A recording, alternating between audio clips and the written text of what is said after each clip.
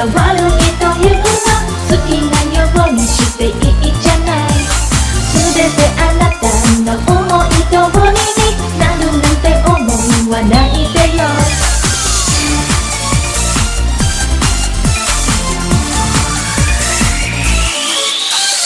一番目だった過去で歩く一番ビビッドな道を時に抱きしめてほしい夜に連絡つかないくせにどうしてそんな思い鎖を私に巻きつけるの。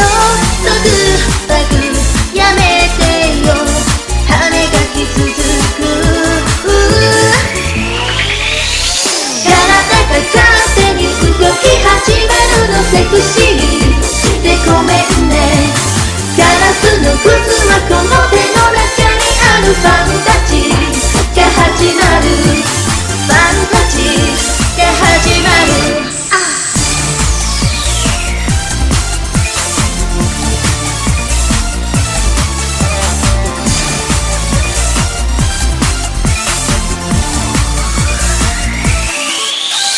子供の頃大切にしてたあの感覚を忘れない。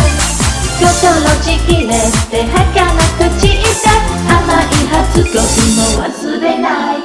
何をそんなに期待してたの。これで十分でしょ。眠くなっただけあくびを一つ勝手に求め始めるの Crazy でごめんね。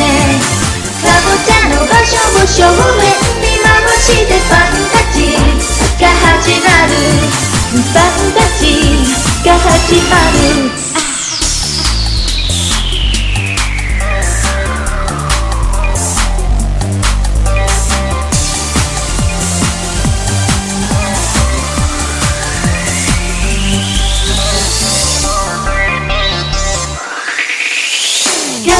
勝手に動き始めるのセクシーでごめんね。